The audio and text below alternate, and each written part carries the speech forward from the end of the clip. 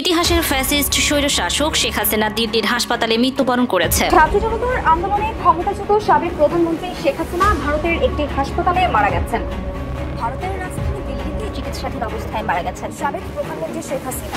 সাবেক প্রধানমন্ত্রী শেখ হাসিনার বিরুদ্ধে আন্তর্জাতিক অপরাধ ট্রাইব্যুনালে চলমান মামলার গুরুত্বপূর্ণ সাক্ষী ছিলেন সদ্য প্রয়াত বরেণ্য বুদ্ধিজীবী, লেখক, গবেষক ও জাতীয় মুক্তি কাউন্সিলের সভাপতি বদরুদ্দিন উমর। বদরুদ্দিন উমরের জবানবন্দি আমার দেশের দর্শকদের জন্য হুবহু তুলে ধরা হলো। ভারত সরকার তাকে মেরে ফেলবে নিজেদের বিব্রতকর পরিস্থিতি থেকে মুক্তি পেতে।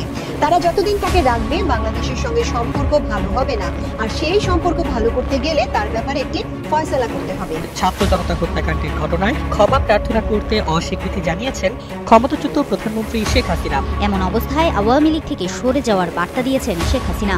যখন বাংলাদেশে এই জামাত, বিএনপি, এনসিপি ভিতরে রাজনৈতিক দ্বন্দ্ব চরম আকার বিরাজ করতেছে, তখনই শুরু হয়েছে পলাতক লীগের গোপন কার্যক্রম, সেই ভয়ঙ্কর কার্যক্রম।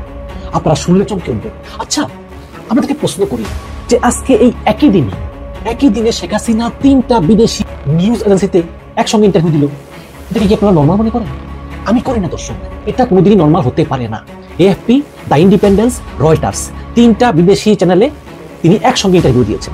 এবং আপনারা যদি দেখেন ইন্টারভিউগুলো, এই ইন্টারভিউতে কিন্তু 3টা ইন্টারভিউ একই দিনে একই সময়ে প্রচারিত হলো এবং 3টাই বলেছে যে পতনের পর এই প্রথম হাসিনার ইন্টারভিউ। সম্মানিত দর্শক, আসসালামু আলাইকুম। নতুন একটি নিউজে আপনাকে স্বাগতম। প্রিয় দর্শক, ভারতের হাসপাতালে ক্যান্সারে আক্রান্ত হয়ে শেখ হাসিনার মারা যাওয়ার খবর সোশ্যাল মিডিয়ায় তোলপাড়।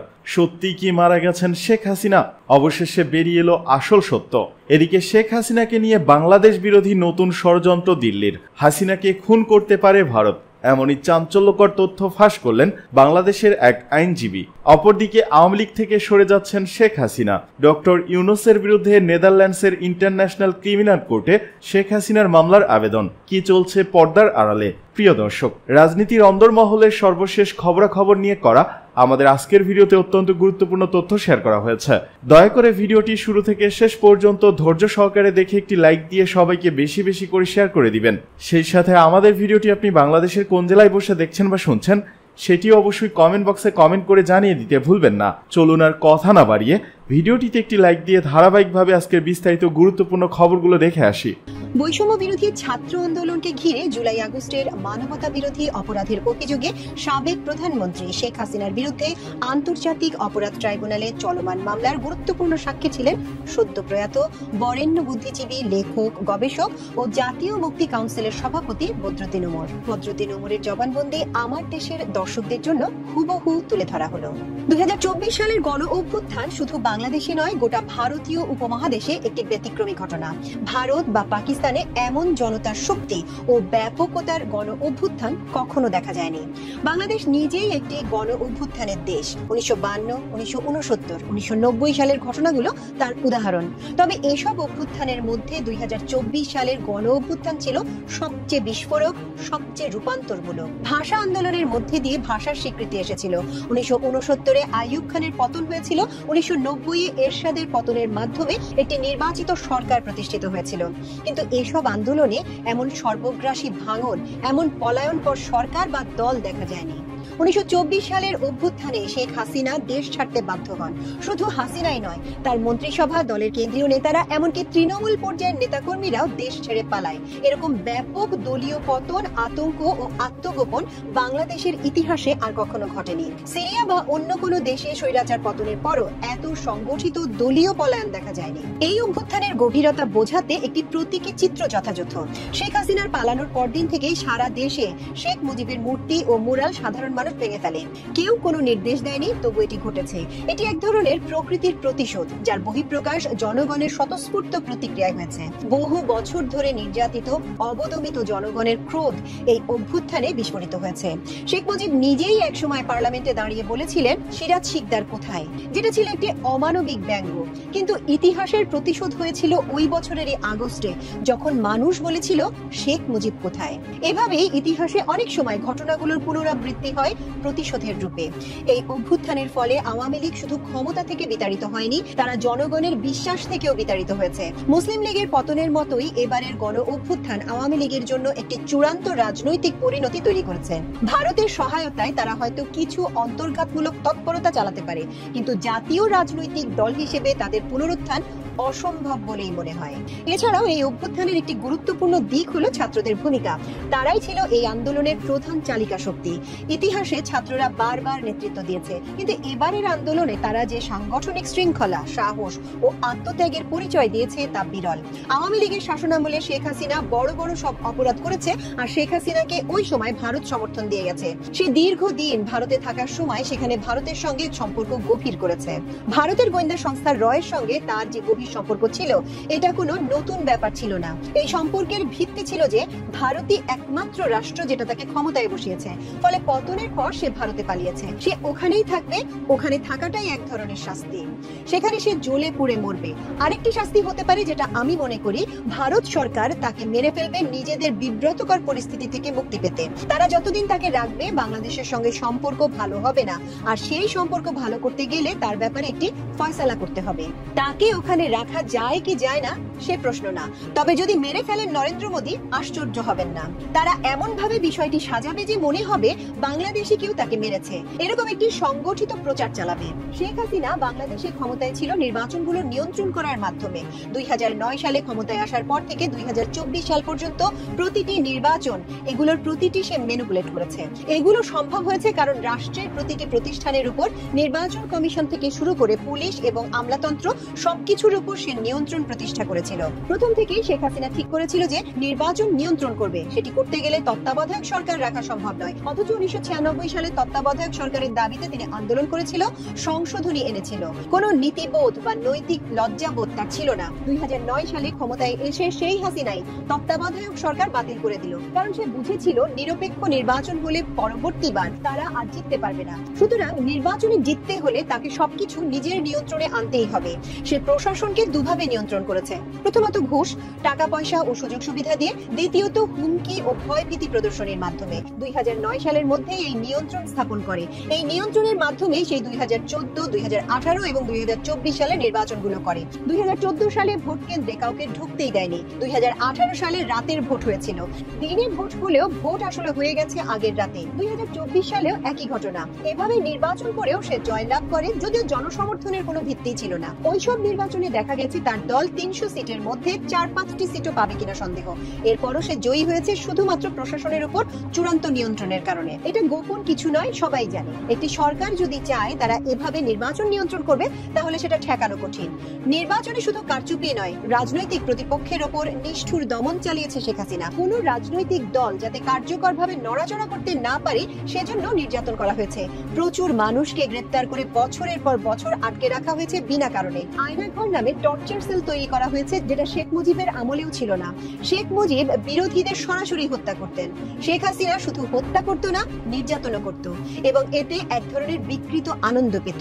সুতরাং এভাবে রাষ্ট্রীয় ক্ষমতার অপব্যবহার করে সে নির্বাচনী ব্যবস্থাকে নিজের করায়ত্ত করেছে, এবং প্রকৃতপক্ষে জনগণের সঙ্গে তার সম্পর্ক একেবারেই ছিন্ন হয়ে গেছে। শেখ হাসিনার আমলে বিচার বহির্ভূত খুন নির্যাতন নিয়ে যদি বলতে হয়, গুম ও বিচার বহির্ভূত হত্যাকাণ্ড, এই ধরনের কাজ কেবল ওই ব্যক্তি করতে পারে যার হাতে রাষ্ট্র ক্ষমতা রয়েছে, যার অধীনে ইন্টেলিজেন্স বিভাগ, ডিজিএফআই এর মতো সংস্থা রয়েছে। আয়নাঘরের মতো গোপন নির্যাতন সেল কিংবা গুমের মতো অপরাধ, এসব তো ডিজিএফআই এর মাধ্যমেই ঘটানো হয়েছে।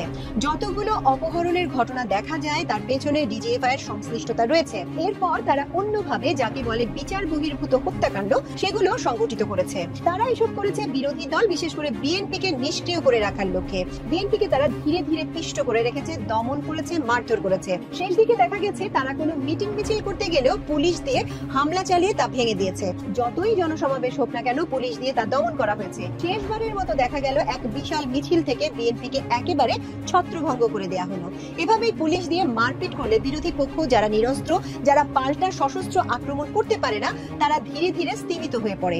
সামাজিক যোগাযোগ মাধ্যমে গত কয়েকদিনে সাবেক প্রধানমন্ত্রী শেখ হাসিনার মৃত্যুর খবর ছড়াতে শুরু করলে নেট মাধ্যমে তৈরি হয় তোলপাড়। একটি শয্যাশায়ী নারীর ছবি ব্যবহার করে দাবি করা হয় তিনি নাকি শেখ হাসিনা, যিনি হৃদযন্ত্রের ক্রিয়া বন্ধ হয়ে মারা গেছেন। কয়েক ঘন্টার মধ্যেই পোস্টটি ভাইরাল হলেও খতিয়ে দেখা গেছে পুরো ঘটনায় সাজানো এবং ছবিটি ভুয়া। ফ্যাক্ট ওয়াচ সহ একাধিক ফ্যাক্ট চেকিং প্ল্যাটফর্মের অনুসন্ধানে উঠে এসেছে ছবিটি শেখ হাসিনার নয়, বরং ভারতের 82 বছর বয়সী রাজ পাশরিচা নামের এক নারীর। দিল্লি বিমানবন্দরে হুইল চেয়ার না পাওয়ায় দীর্ঘক্ষণ হাঁটতে বাধ্য হয়ে অসুস্থ হয়ে পড়েন তিনি এবং পরবর্তীতে হাসপাতালে ভর্তি হন। ফার্স্ট পোস্ট সহ ভারতের প্রধান ধারার গণমাধ্যমে ঘটনাটি প্রকাশিত হয়েছিল চলতি বছরের মার্চে। সেই ছবি পরে সম্পাদনা করে শেখ হাসিনার মুখ বসিয়ে প্রচার করা হয়। গণমাধ্যম বিশেষজ্ঞরা বলেন, এটি পরিকল্পিত ডিজিটাল প্রোপাগান্ডা, যেখানে উদ্দেশ্য তথ্য নয় বরং বিভ্রান্তি উদ্রেক করা। রাজনৈতিক উত্তেজনা ও নেট দুনিয়ার ট্রাফিক বাড়ানোই ছিল মূল লক্ষ্য। সরকারি সংস্থাগুলো নিশ্চিত করেছে শেখ হাসিনার মৃত্যুর খবরটি মিথ্যা আর ছবিটিও বিকৃত। সরকার সতর্ক করেছে, গুজব ছড়ানো বা এতে অংশ নেওয়া আইনগত শাস্তিযোগ্য অপরাধ। নাগরিকদের প্রতি আহ্বান জানানো হয়েছে যে কোনো বিতর্কিত ছবি বা তথ্য শেয়ার করার আগে ভুয়া কন্টেন্ট প্রচার থেকে বিরত থাকতে। সবশেষে বলা যায় যে ছবি ঘিরে এত হইচই সেটি বাস্তবে বাংলাদেশের নয়, ভারতের একজন বয়োজ্যেষ্ঠ নারী। আর শেখ হাসিনার মৃত্যু সম্পর্কে ছড়ানো খবর পুরোটাই ভিত্তিহীন গুজব। আমি সাধারণত কাউকে বলি না যে আমার ভিডিও দেখতে, কিন্তু আজকে আমি হাত জোর করে মিনতি করতেছি যে আজকে আপনারা আমার ভিডিওটা একটু শেষ পর্যন্ত দেখবেন। ভয়ঙ্কর ভয়ঙ্কর তথ্য আপনারা জানবেন। দেখুন, এই মধ্যরাতে যখন আমি ভিডিও বানাচ্ছি তখন ফেসবুকে চলছে হা নার প্রতিযোগিতা। গণভোট কি নির্বাচনের আগে হবে না নির্বাচনের পরে হবে, এ নিয়ে ফেসবুকে চলছে চরম প্রতিযোগিতা, হা নাকি না। বিএনপি আওয়ামী লীগ বলতেছে না, আবার জামাত এনসিপি বলতেছে হ্যাঁ। কিন্তু এর ভিতরে পলাতক লীগের যে কি কার্যক্রম চলছে দর্শক, যখন বাংলাদেশে এই জামাত বিএনপি এনসিপির ভিতরে রাজনৈতিক দ্বন্দ্ব চরম আকারে বিরাজ করতেছে, তখনই শুরু হয়েছে পলাতক লীগের গোপন কার্যক্রম, সেই ভয়ঙ্কর কার্যক্রম। আপনারা শুনলে চমকে উঠবেন। আচ্ছা, আমাদেরকে প্রশ্ন করি যে আজকে এই একই দিনে শেখ হাসিনা 3টা বিদেশি নিউজ এজেন্সিতে একসঙ্গে ইন্টারভিউ দিল। এটাকে কি আপনারা নর্মাল মনে করেন? আমি করি না দর্শক, এটা কোনোদিনই নর্মাল হতে পারে না। এএফপি, দ্য ইন্ডিপেন্ডেন্স, রয়টার্স, 3টা বিদেশি চ্যানেলে তিনি একসঙ্গে ইন্টারভিউ দিয়েছেন। এবং আপনারা যদি দেখেন ইন্টারভিউগুলো, এই ইন্টারভিউতে কিন্তু 3টা ইন্টারভিউ একই দিনে একই সময়ে প্রচারিত হলো এবং 3টাই বলেছে যে পতনের পর এই প্রথম হাসিনার ইন্টারভিউ। এবং 3টা ইন্টারভিউ বলেছে যে হাসিনাকে ইমেল করেছে এবং হাসিনা রিপ্লাই দিয়েছে। এখন হাসিনার ইমেল অ্যাড্রেস কি, রিপ্লাই দিলে কোথায়, এগুলো আমরা কিভাবে বুঝবো? এবং এই ইমেল যে হাসিনা রিপ্লাই দিয়েছে এটা বুঝবো কিভাবে? আরে ভিডিও না হোক, কিন্তু অডিও তো বলতে পারতো, তাও তো পারতো, কিন্তু তাও না। এবং এই 3টা ইন্টারভিউ তো 3টা নিউজ এজেন্সি, 3জন ভিন্ন ভিন্ন সাংবাদিক ইন্টারভিউ নিয়েছে। কিন্তু এই 3টা ইন্টারভিউ এএফপি, ইন্ডিপেন্ডেন্স, রয়টার্স পাশাপাশি রাখলে আপনারা দেখবেন ইস্যু সিলেকশন, ভাষা, শব্দচয়ন, স্টাইল অনেক ক্ষেত্রেই হুবাহু এক। এবং এর বাইরেও আরো কিছু প্যারা এবং থিমে যে শব্দচয়ন করা হয়েছে এগুলো সম্পূর্ণ এক। কিভাবে হয়? আচ্ছা, 2টা পত্রিকার সংবাদ একরকম হতেই পারে, কিন্তু যখন 3টা পত্রিকার সংবাদই হুবাহু একই বাক্য একাধিকবার ব্যবহার করা হয় তখন কোনো বোঝার অপেক্ষা থাকে না যে এগুলো শেখ হাসিনার লবিস্ট ফার্ম করেছে। আওয়ামী লীগ যেই অ্যাসালমের হাজার হাজার কোটি টাকা দিয়ে যে লবিস্ট ফার্ম নিয়োগ করেছে, সেই লবিস্ট ফার্মগুলোই এগুলো বড় বড় বার্তা সংস্থাকে টাকা দিয়ে করাচ্ছে।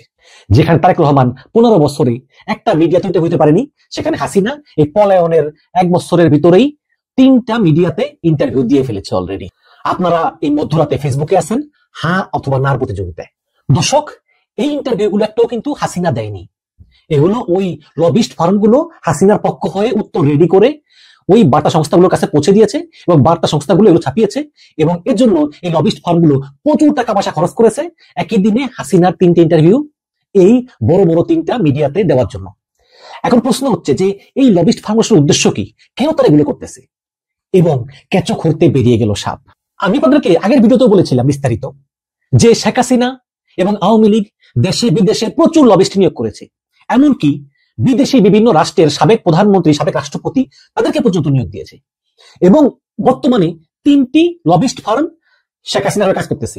একটা হচ্ছে ব্রিটিশ প্যালাটাইন কমিউনিকেশন। এই প্যালাটাইন কমিউনিকেশন লবিং ফার্মের সঙ্গে চুক্তি হয়েছে এই বছরের সেপ্টেম্বর মাসে। আর স্ট্রাইক গ্লোবাল ডিপ্লোমেসি, এটা একটা লবিস্ট ফার্ম, এটার সঙ্গে চুক্তি হয়েছে গত বছরের সেপ্টেম্বরে এবং অর্থায়ন করতেছেন সজীব ওয়াজেদ জয়ের মালিকানাধীন ওয়াজেদ কনসাল্টিং ইনক। এটা হচ্ছে একটি আমেরিকান লবিস্ট ফার্ম। এর বাইরে আছে ডাউটি স্ট্রিট চেম্বার্স, যুক্তরাজ্যের অন্যতম একটা বিখ্যাত law firm Doughty Street Chambers. এবং এটা নিয়েই এখন আমি কথা বলবো যে আসলে কি করতেছে। আমরা যদি তার আগে শেখ হাসিনার এই ইন্টারভিউর উপরে বাংলাদেশের পত্রিকাগুলো যে রিপোর্ট করেছে তার দুইটা পড়ে শোনাই। সেখানে একটাই তিনি লিখেছেন, রয়টার্সকে শেখ হাসিনা তিনি বা তার পরিবারের কেউ আর আওয়ামী লীগ নেতৃত্বে নাও থাকতে পারেন। মানে কি আবেগ ঘন কথা। আমার মানব জমিনে লিখেছে যে ক্ষমা চাইবেন না, দেশে ফেরার এখনো পরিকল্পনা নেই। তার মানে হচ্ছে যে মোদ্দা কথা তিনি ভারতেই থাকবেন, দেশে ফিরবেন না, এবং তার পরিবারের কেউ আর রাজনীতি নাও করতে পারেন। তার মানে হচ্ছে যে তিনি আসলে বাংলাদেশ থেকে নিজেকে গুটিয়ে দিচ্ছেন, কিন্তু আসলে কি তাই? আসলে কিন্তু তা না দর্শক। তাই হতো তাহলে 100, 200, 300, 500 কোটি টাকা ব্যয় এই সব লবিং ফার্মগুলো তারা নিয়োগ করতেন না। জনগণের সঙ্গে এটা একটা প্রতারণা। কমিশনের সুপারিশ প্রসঙ্গে মির্জা ফখরুল, জাতীয় ঐক্যমত্য কমিশনের সুপারিশ মালায় নোট অব ডিসেন্ট বা ভিন্নমত পুরোপুরি উপেক্ষা করা হয়েছে বলে অভিযোগ করেছেন বিএনপি মহাসচিব মির্জা ফখরুল ইসলাম আলমগীর। তিনি মন্তব্য করেছেন, এই পদক্ষেপ ঐক্য হতে পারে না এবং কমিশন গঠনের মাধ্যমে জনগণের সঙ্গে চরম প্রতারণা করা হয়েছে। বুধবার রাজধানী জাতীয় প্রেস ক্লাবের জহুর হোসেন চৌধুরী মিলনায়তনের সাংবাদিক ও কথা সাহিত্যিক এহসান মাহমুদের বিচার সংস্কার নির্বাচন অন্তর্বর্তী সরকারের আমলে বাংলাদেশ বইয়ের প্রকাশনা অনুষ্ঠানে তিনি এসব কথা বলেন। জুলাই জাতীয় সনদ বাস্তবায়নের উপায় নিয়ে ঐক্যমত্য কমিশন গত মঙ্গলবার অন্তর্বর্তী সরকারের কাছে যে সুপারিশ জমা দিয়েছে সে প্রসঙ্গে মির্জা ফখরুল বলেন, যে বিষয়গুলোতে তারা একমত ছিলেন সেখানে তারা নোট অব ডিসেন্ট দিয়েছিলেন এবং কমিশন প্রতিশ্রুতি দিয়েছিল যে সেই ভিন্নমত সুপারিশে লিপিবদ্ধ করা হবে। সুপারিশে সেই বিষয়গুলো নেই। নোট অব ডিসেন্টগুলো পুরোপুরি উপেক্ষা করা হয়েছে, ইগনোর করা হয়েছে। এটা তো ঐক্য হতে পারে না। তাহলে ঐক্যমত্য কমিশনটা করা হয়েছিল কেন? তিনি সরাসরি বলেন, এটা আমি বলবো, জনগণের সঙ্গে এটা একটা প্রতারণা, রাজনৈতিক দলগুলোর সঙ্গে এটা প্রতারণা। মির্জা ফখরুল ইসলাম আলমগীর আক্ষেপ করে বলেন, এত বড় একটা অভ্যুত্থান, এত ত্যাগের বিনিময়ে, এত প্রাণের বিনিময়ে সেটাকে ঠিকভাবে জাতির কল্যাণে কাজে লাগানো যাচ্ছে না। তিনি উদ্বেগ প্রকাশ করে বলেন, দুঃখজনকভাবে যতই দিন যাচ্ছে ততই বিভক্তি বাড়ছে। তিনি মিডিয়া ও সোশ্যাল মিডিয়াতে প্রতিপক্ষকে ঘায়েল করার প্রচেষ্টারও সমালোচনা করেন। তার মতে এই অন্তর্বর্তীকালীন সময়টা ঐক্যমত্যের সময় ছিল, যেখানে ন্যূনতম বিষয়ে একমত হয়ে একটি পথ ধরা উচিত ছিল।